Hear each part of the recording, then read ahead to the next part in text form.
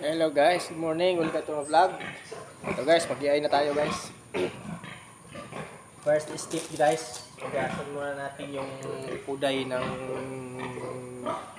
baboy guys para i-iay natin para siguradong malinis. Tapos handa tayo ng guys, yung tissue.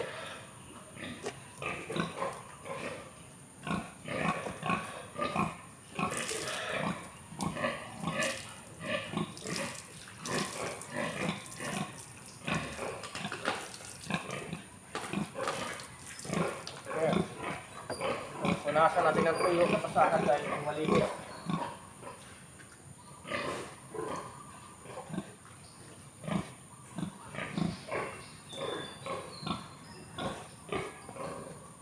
Basta sure guys na malinis yung uday ng ilahin ng baboy na iniain nyo para siguradong malinis.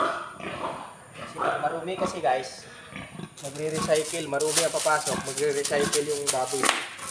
Magkaroon ng bacteria sa loob. Tapos, dahil gels yung iniain natin guys, lagyan natin ng gel para matulas, hindi siya masaktan kasi dudugo kasi yung loob pag gel. Tapos, ipasok na natin ito guys. Yan, dahan na guys. Yan.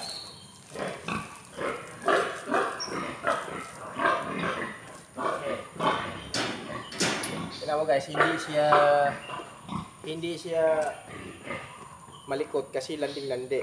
Katapos, dahil pumasok yung catheter guys, similya naman ang ating isunod. Ito na yung Siemens guys na ginawa natin kanina doon sa laboratory. Pasok natin dito guys. Tapos, nilagay mo yung katawan ng baboy guys para ganahan din sila. Kasi kagaya nung pag natural, yung gamit mo, sasampaan siya ng barako, so mayroon siyang kiliti sa likod. So kailangan mo gaganin mo rin. Parang masimas mo lang yung likod guys. Ganyan lang guys. Tingnan mo, yung lagit ng likod guys.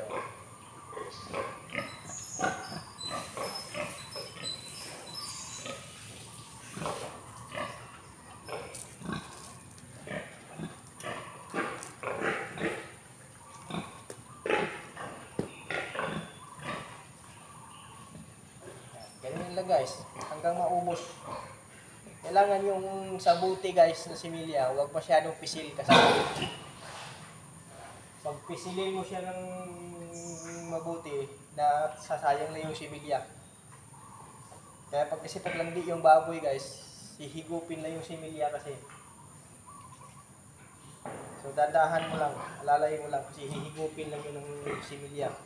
Higupin lang yung sa loob. Lalay mo lang kunting pisil lang. Pero hindi yung pisil na pisil. Para hindi yung bulyo ng similya ang papasok sa loob. Kasi sasayang lang din kasi babaling lang, iluluwa lang palabas. Tignan mo guys, ang bilis oh. Kunti na lang.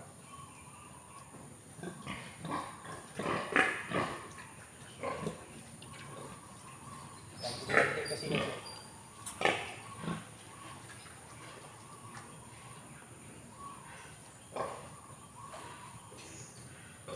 Ayan. Okay, tapos na. Okay na. Okay, tapos na guys. Tapos kailangan pagkatapos guys, yung dulo ng catheter, mayroon kasing takip yun. Kailangan na natin itakip para yung similya hindi atras, hindi masayang. Tapos itong bote guys, kung sa ngayon kasi kunti lang yung iniay namin. Saka marami man kaming stock na bote. So single use lang tinatapon na namin.